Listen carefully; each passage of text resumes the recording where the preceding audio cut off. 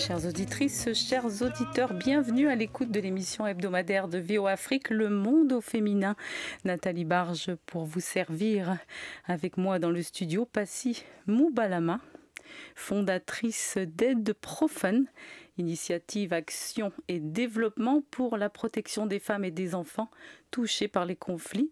Vous êtes militante pro-démocratie et des droits des femmes en RDC. Un grand merci d'être avec nous, Passy. Merci Nathalie pour l'invitation. Alors donc vous êtes en visite actuellement à Washington justement pour faire le plaidoyer notamment entre autres de ces femmes et de ces enfants. Vous êtes experte en gestion du développement, en droit de la personne et leadership civique. Vous avez reçu en 2014 la bourse Mandela Washington de l'initiative des jeunes leaders africains et en 2018 la bourse Reagan Facel Democracy. Les violations des droits humains dont sont victimes les populations déplacées dans la région de Goma, dans le Nord Kivu, vous ont incité en 2011 à fonder cette ONG visant donc à soutenir les femmes et les filles victimes de violences sexuelles dans l'Est de la RDC. Et vous avez fondé également le Centre d'éducation sur la démocratie et les droits de l'homme en RDC pour plaider donc en faveur du droit des femmes et des enfants touchés par les conflits. Merci beaucoup pour tout ce que vous faites. Et votre association a publié le rapport Une enfance volée par les trafiquants du sexe en RDC. C'est un état des lieux de l'exploitation sexuelle et autres abus dont sont victimes les enfants, principalement dans le Nord Kivu, d'où vous êtes. Alors, moi j'aimerais savoir, dans un premier temps, à qui ce rapport est-il vraiment destiné, pardon. Merci Nathalie. Le rapport est destiné principalement aux autorités congolaises qui en fait sont censées protéger la population et particulièrement les enfants, surtout les enfants vulnérables dus au conflit armé. Nous pensons que si les autorités prennent le temps de vraiment lire ce rapport, de comprendre le contenu, ils vont comprendre que la situation des enfants dans les territoires de Massissi où nous avons enquêté est très alarmante. Et en fait, qu'il faudrait qu'il y ait des actions qui soient menées pour mettre fin à cette pratique d'exploitation sexuelle des enfants qui est très courante dans les territoires de Massissi, à Rubaya et à Kichanga, où nous avons mené notre enquête. Alors, qui est-ce qui a travaillé dessus? D'une manière générale, vous étiez combien de personnes, combien d'ONG? Parce que c'est un beau rapport, hein? Beau travail. L'enquête a été menée par Aide Profane, notre organisation, mais nous avons collaboré avec la COSCAE, qui est la coalition des organisations de la société civile qui luttent contre l'esclavage moderne dans la ville de Goma, qui en fait c'est une coalition qui réunit plus ou moins 11 organisations de la société civile qui luttent contre l'esclavage moderne. Donc avec tous les membres de ces différentes organisations, nous avons enquêté à Massissi, à Rubaya et à Kichanga et avons produit ce rapport. Et donc, quelles sont les principales remarques que vous pourriez faire donc, sur ce rapport, les principaux constats? Oui, le constat par rapport au rapport sont très alarmants, malheureusement, du fait que la plupart des enfants qui sont exploités sexuellement dans le Massissi, à Rubaya et à Kichanga sont dans la plupart des cas des enfants déplacés qui avaient fui les affrontements pendant la guerre. Et la plupart de ces enfants, en fait, soit vivent dans des camps des déplacés ou dans des familles d'accueil, mais les enfants qui vivent dans des familles d'accueil sont quelquefois, pas tous les jours, mais quelquefois maltraités. Les enfants doivent subvenir à certains de leurs besoins et tout. Mais en fait, dans la communauté, il pourrait... En tout cas, par rapport aux résultats de l'enquête, il y a des femmes dans la communauté ou des personnes en fait mal intentionnées dans la communauté qui en fait essayent d'exploiter les sexes de ces enfants pour se faire de l'argent. Ce qui est très très triste.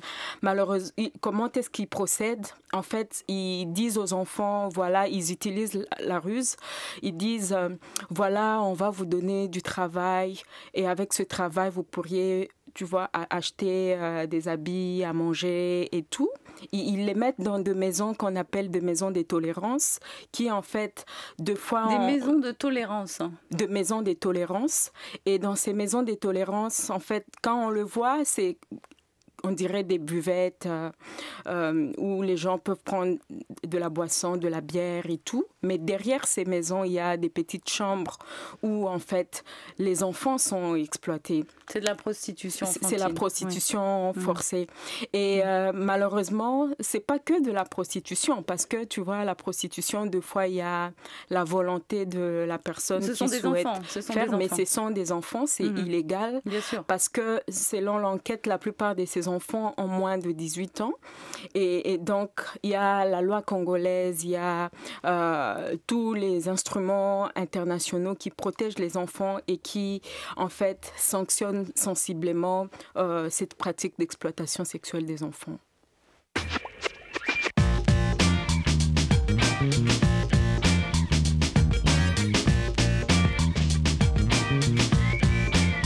C'est dans la presse.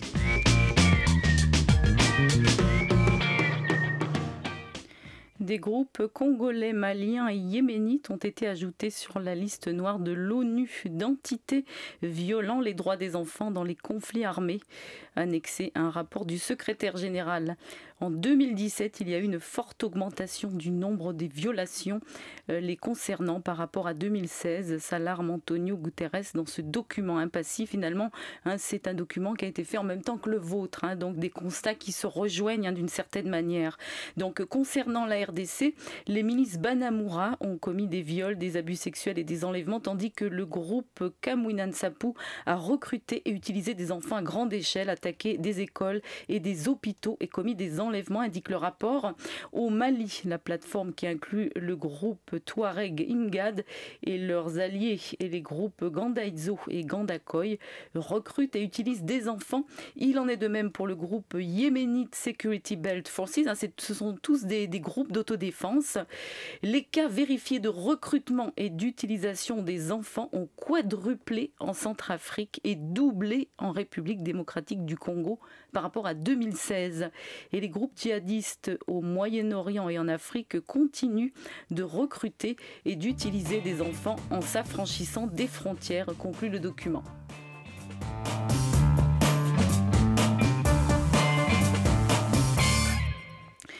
Passy Moubalama, on revient sur notre sujet, votre rapport, ce rapport. On aimerait savoir quel est le lien finalement entre le milieu minier et l'exploitation sexuelle des enfants. Autrement dit, est-ce que c'est un schéma que l'on retrouve un peu partout autour de ce genre d'activité et pourquoi ?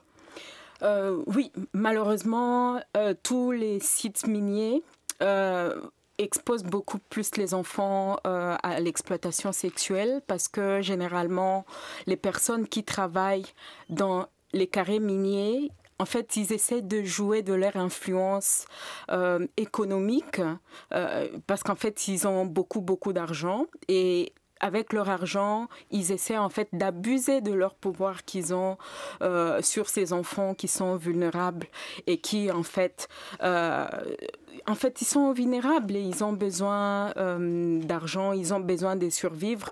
Et vu que les personnes qui travaillent dans ces carrés miniers ou en fait aux alentours des carrés miniers... Donc ça vient principalement des personnes qui travaillent donc dans les mines d'or, c'est ça, qui les exploitent ?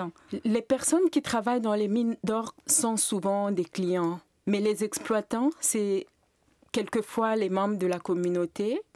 On a trouvé dans notre enquête que, par exemple, il y avait certains agents de l'État congolais qui, en fait, détenaient de maisons de tolérance, ce qui est très, très triste.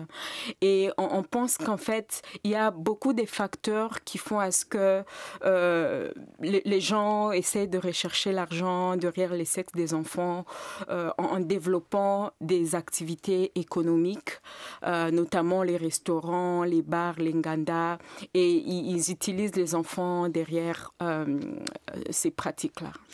Vous avez parlé tout à l'heure de la loi congolaise justement en matière de protection de l'enfance. Justement, que propose le cadre juridique congolais ? Normalement, nous avons par exemple la loi sur les violences sexuelles qui est très très sensible par rapport à l'exploitation sexuelle des enfants et punit jusqu'à 20 ans de servitude pénale les auteurs de l'exploitation sexuelle des enfants. Mais malheureusement, pour l'instant, il n'y a aucune action qui est entreprise par les autorités congolaises pour en fait limiter ou mettre fin à cette pratique qui prend de plus en plus de l'ampleur, pas seulement dans la province du Nord Kivu où nous avons enquêté, mais dans les territoires de Beni où à cause de la situation de conflit, en fait les enfants sont tellement exposés. Donc ça prend vraiment de l'ampleur sur l'étendue de la République. Parole de femme.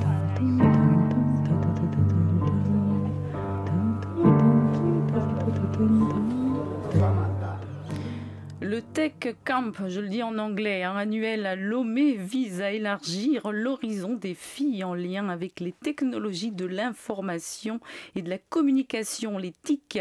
Un reportage de Kay Lawson, correspondante au Togo, qui s'est rendue à la dernière édition. On l'écoute. La communauté des Nanatech au Togo vient d'accueillir 32 nouvelles adhérentes. Cette communauté est composée des alumni du Female Tech Camp qui est à sa 5e édition cette année. Nadège Afoutou est la présidente du Female Tech Camp.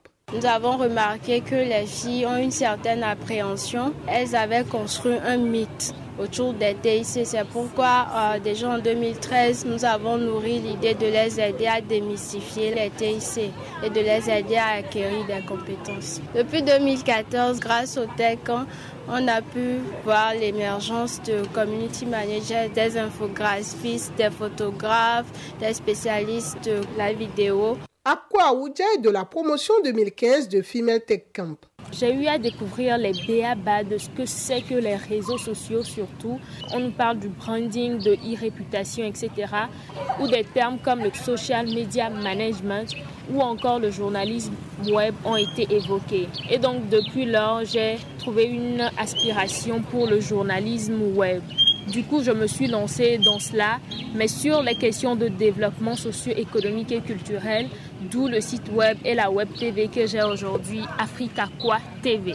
Pendant ces 4 jours, les participantes apprennent entre autres les métiers du web, le codage et le microblogging. Une formation fort appréciée à en croire ces participantes rencontrées par VOA Afrique. Moi, j'ai voulu participer à ce camp parce que depuis toujours, tout ce qui est technologie m'intéresse. Nous avons pu parler de journalisme et aussi de blogging. Donc moi, personnellement, j'ai appris comment créer un blog et comment le gérer aussi. J'ose dire que les nouvelles informations que j'ai reçues sont vraiment intéressantes. On a essayé de créer déjà notre blog, donc on nous a conseillé de savoir bien écrire. Pour soutenir la gente féminine dans les domaines technologiques, le gouvernement togolais ne leur dédie pas exclusivement des initiatives, explique à VOA Afrique la ministre togolaise de l'économie numérique, Sina Lawson. Il y a aussi des initiatives dans le domaine de l'agriculture, par exemple le projet Agri-PME, PME comme porte-monnaie électronique, qui était destiné aux agriculteurs vulnérables, mais qui ont beaucoup bénéficié aux femmes, parce qu'on s'est rendu compte qu'il y avait plus de femmes agriculteurs que d'hommes. Vous pouvez suivre le reportage intégral de Kay Lawson sur voaafrique.com.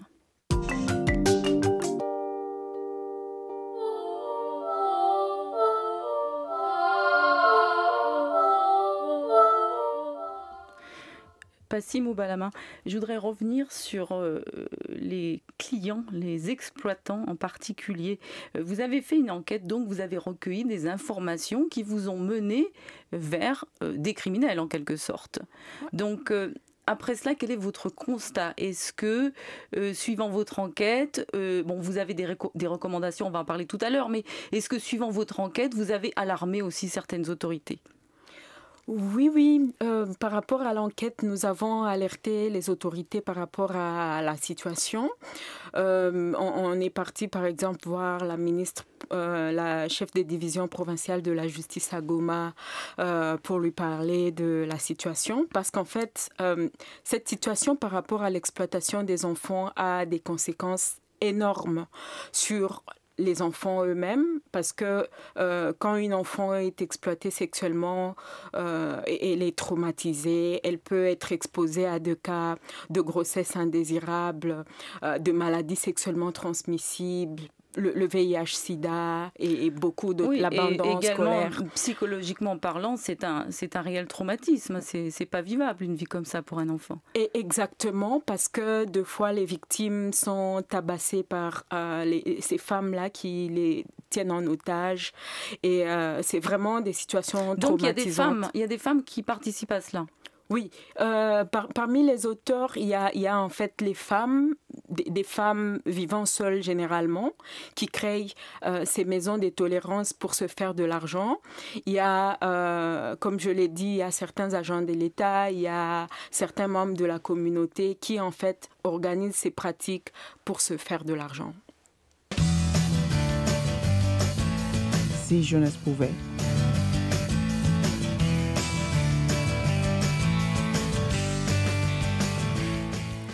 Comment maintenir la jeunesse africaine sur son sol face au phénomène de migration vers le nord? Des jeunes du Mali, du Burundi, du Nigeria et de la RDC se sont penchés sur cette question avec des universitaires à Goma dans le Nord Kivu en RDC.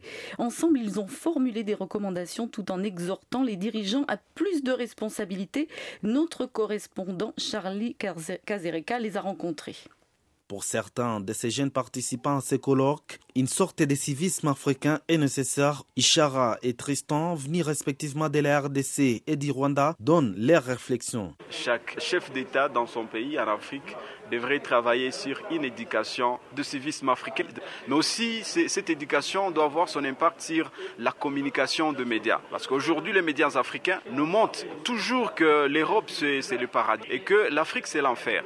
Si les jeunes prennent tous ces risques-là pour aller en Europe, même les risques de mourir, c'est parce qu'ils n'ont pas vu un environnement positif à leur développement. Et puis, je me dis que ça se joue sur l'image qu'on montre de nos pays, de l'image qu'on montre de nos continents. Qu'est-ce qui manquerait aux dirigeants africains pour maintenir sa jeunesse? Faïda Mwangiloa, une ex-ministre de la RDC de la condition femmes, famille et enfants, donne ici son point de vue. J'ai l'impression, et ça par rapport à mon expérience, j'étais dans les institutions, je réalise qu'il y a beaucoup plus d'égoïsme. Ce qui nous manque, c'est plus la responsabilité collective. L'Afrique perd et perdra encore plus si l'on n'inverse pas vite la tendance, explique Ambroise Dokuo, chercheur en anthropologie venu du Mali. Le premier niveau, c'est la question de la gouvernance. Vous prenez le cas du Mali, vous avez 300 000 jeunes qui sortent chaque année des universités.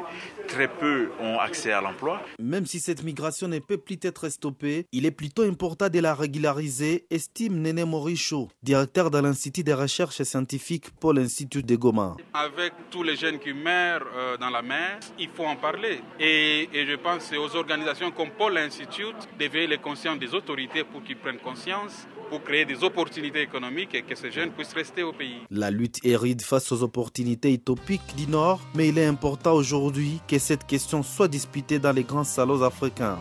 Charlie Kasereka pour VOA Afrique à Goma. Et oui, et si la jeunesse pouvait.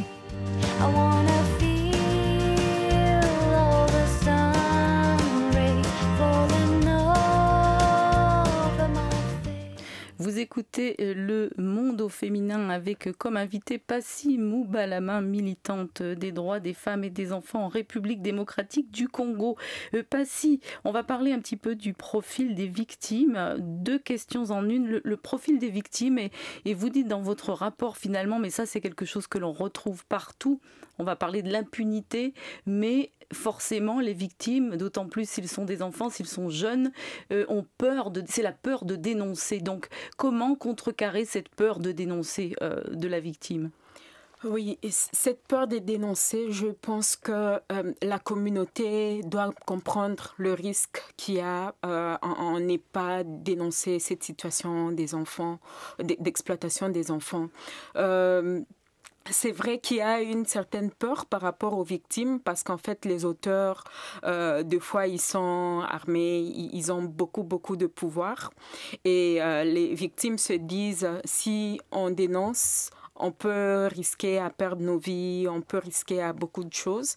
Mais nous pensons que garder silence par rapport à une telle situation, c'est très, très, très grave. Et que c'est l'avenir des enfants qui est en train d'être coupé en 1000 miettes, en 1000 morceaux. Je pense que tout le monde devrait être sensible par rapport à cette situation et se dire non, on doit arrêter, on doit stopper cette situation d'exploitation des enfants parce qu'en fait, si ces enfants sont exploités aujourd'hui, c'est leur avenir qui est détruit. Et moi, je pense que les gens doivent comprendre, c'est là, les autorités doivent comprendre qu'ils doivent stopper, qu'ils doivent continuer à protéger les enfants, à ne pas être victimes d'une telle situation. C'est l'avenir d'une communauté entière aussi. Exactement. Entre parenthèses.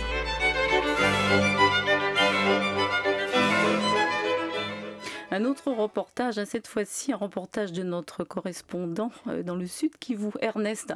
Vous avez entendu tout à l'heure Charlie à Goma, que vous connaissez très bien. Alors dans l'est de la RDC, les travailleurs de Twangiza Mining, filiale de la société minière canadienne Banro, ont soutenu plus de 300 personnes vulnérables, dont des orphelins vivant près de la mine d'or, notamment dans la chefferie de Luwinja, à une centaine de kilomètres de Bukavu, donc dans le sud Kivu. Ernest Mouero a fait le déplacement. Voici un extrait de son reportage. À travers la main des compassions de cette filiale de Banro Corporation, l'orphelinat de Kaziba qui encadre 50 orphelins et l'association APEF, Action pour la promotion de l'enfant et de la femme, qui encadre 177 enfants et femmes sortis des carrés miniers, ont reçu chacun 10 vaches, 10 porcs et 10 chèvres avec une enveloppe supplémentaire de $1000 pour le cas de l'orphelinat. Le directeur général de Twangiza Mining a remis une enveloppe de $1000 à l'hôpital général d'Ifendula pour payer les frais de soins et hospitalisation des malades indigents, en plus de 100 kilos de vivres et nourriture remis à chaque malade hospitalisé. L'une d'elles, Madame Générose Namburo Nyabade, s'exprime. On nous a donné de quoi manger, on a même payé nos factures de soins. Pour cela, je remercie notre roi qui a porté nos difficultés à Banro. Je suis reconnaissante vis-à-vis de Twangiza Mining qui a pensé à nous les moins nantis, car très souvent nous sommes complètement oubliés. Pour encourager la jeunesse locale, un championnat de football a été organisé. Vainqueur du match, l'équipe de jeunes de Luwinja qui a battu les travailleurs de Twangiza Mining sur le score de 3-2. Pour la députée provinciale élue de Bukavu, Kinja Mwindanga, de tels rapprochements entre la compagnie et la population sont de nature à favoriser un bon climat. Depuis un temps, les filiales de Banro Corporation à l'est de la RDC sont victimes d'attaques et sabotages des bandes armées, particulièrement la filiale Namoya Mining à Salamabila dans la province du Maniema. La mine d'or de Twangiza, située dans la chefferie de Luwinja en territoire de Mwenga, produit entre 6 000 à 10 000 onces d'or le mois. Ernest Mouero à Luwinja pour VOA Afrique. Passim Moubalama, est-ce que vous auriez un témoignage à nous citer, un témoignage d'enfants qui auraient été victimes donc d'exploitation sexuelle, qui vous a particulièrement frappé, parce que j'imagine que vous en avez rencontré plusieurs lors de votre enquête. Et exactement, on a beaucoup de témoignages. Je me rappelle de ces témoignages-là de la petite fille de 14 ou 15 ans. En fait, elle avait été recrutée par une dame pour... En fait, la dame lui a promis de lui donner du travail parce qu'en fait, elle vivait dans une famille d'accueil, mais dans la famille d'accueil, elle était maltraitée et elle n'avait pas, par exemple, droit au manger comme tous les autres enfants dans la maison. Et quand cette dame-là lui a proposé de venir vivre avec elle et de lui donner du travail, elle était comme « Oh oui, ça c'est vraiment une bonne opportunité ». Mais quand elle est arrivée à son lieu de travail, la maman lui a montré un autre visage. Elle lui a dit, le travail qu'on vient de te donner, c'est de servir dans ces restaurants, mais en même temps de t'occuper des clients que tu vois dans le restaurant. Et pour l'enfant, c'était comme, non, c'est pas possible, parce qu'en fait, au début, on lui a promis juste le travail. Elle pensait que c'était travailler dans le restaurant, mais après, elle s'est rendue compte qu'elle devrait avoir des rapports sexuels chaque jour avec 3, 4, 5 messieurs. Et quand on lui donnait l'argent, cet argent-là, on le donnait directement à la maman. et la maman pouvait, quand elle voulait, donner juste un petit rien à l'enfant, mais le reste, le gros de l'argent... Ce sont des maquerelles, hein, appelons-les telles qu'elles le méritent. Le gros de l'argent, la maman gardait et tout, et l'enfant, des fois, quand elle refusait, elle pouvait être battue, torturée et tout, et elle ne pouvait pas quitter cette maison-là. Donc ça, c'était une histoire très, très triste. Et vous, dans le cadre de votre association, est-ce que vous soutenez justement des jeunes filles, des filles qui ont été victimes de ce genre d'abus ? Et exactement, on soutient des victimes de l'exploitation sexuelle, les victimes des violences sexuelles aussi, notamment de jeunes filles qui avaient eu des enfants à l'issue de viols. Oui, on essaie parce qu'en fait, tu vois, le viol, deux fois, ça te traumatise pendant beaucoup de temps. Et forcément. Donc, on essaye de les aider, de les encourager à ne pas perdre espoir, à continuer à travailler. On développe, par exemple, des petites activités génératrices de revenus pour, en fait, leur permettre d'être autonomes et indépendantes et subvenir à leurs besoins ainsi qu'aux besoins de leurs enfants. La responsabilité des compagnies minières dans cette affaire, selon vous? Je pense que les compagnies minières devraient prendre conscience, en fait, comme un petit peu dans ce reportage-là d'Ernest, c'est-à-dire s'assurer que tout se passe bien autour de soi. Oui, parce qu'en fait, il y a beaucoup de violations de droits de l'homme qui sont commises dans les carrés miniers ou aux alentours. Et en tout cas, la vie de la population autour des carrés miniers est très critique. Par exemple, si tu vas à Rutshuru, à Masisi, spécifiquement à Rubaya, c'est un village, quand tu vois les collines et tout, c'est très joli. Mais la misère dans laquelle vit la population, c'est déplorable. Moi, je pense que les compagnies minières devraient avoir honte, qui peuvent gagner de l'argent et au détriment, en fait, de la population qui vit dans logiquement, ces compagnies minières devraient apporter, en même temps qu'elles sont ici, la prospérité, hein, comme on le dit. Elles apportent de l'emploi, mais logiquement, ça devrait donc servir un petit peu à tout le monde. Exactement, en développant de projets de développement dans le milieu. Et ça, vous ne l'avez pas remarqué, ce genre de développement? On n'a pas remarqué. Alors que ce sont par exemple, celle que j'ai citée tout à l'heure, c'est une compagnie canadienne. Ce sont généralement des compagnies, des filiales, hein, de compagnies, de multinationales qui ont énormément d'argent. Oui, ils ont énormément d'argent. Peut-être qu'ils le font avec le gouvernement. Mais en tout cas, la population au niveau de la base ne bénéficie pas, en fait, de toutes ces ressources, en fait, que nous avons dans le pays. Et je pense que les compagnies minières ont la responsabilité d'assurer, en fait, qu'ils peuvent contribuer au développement des pays, en fait, où ils sont en train d'exploiter les minerais, ce qu'ils ne font pas, malheureusement. Quelles recommandations vous faites, donc, à l'issue de ce rapport, et à qui les faites-vous en particulier? Une première recommandation, c'est au gouvernement congolais. Premièrement, de démanteler, en fait, ces réseaux où il y a toutes ces maisons de tolérance qui, en fait, deux fois sont connues à vue et très reconnues par les autorités, mais qui ne sont pas fermées. Je pense qu'il faut fermer ces maisons pour limiter ou arrêter avec ces pratiques d'exploitation des enfants. Des deux, par rapport à la justice, nous avons de lois. La RDC a ratifié plusieurs textes nationaux et internationaux, notamment la Convention relative à la protection des droits des enfants. Je pense qu'on doit mettre en pratique ou appliquer cette loi-là pour faire à ce que nous puissions protéger les enfants. Sinon, ça ne sert à rien d'avoir de lois qui, en fait, ne protègent pas les enfants. Et donc, je demanderai aux autorités congolaises de faire tout, en fait, pour que ces lois que nous avons dans le pays soient protégées. De sanctionner, selon la loi congolaise, les auteurs de l'exploitation sexuelle. Parce qu'en fait, je me dis, si les auteurs sont punis, sûrement que les autres personnes mal intentionnées qui voudraient créer et recréer d'autres réseaux, d'autres maisons de tolérance, ils vont avoir peur. Et je pense que c'est dans ce sens-là, en punissant les auteurs de l'exploitation sexuelle sensiblement, fortement, que nous pouvons réduire en fait la pratique de l'exploitation sexuelle des enfants.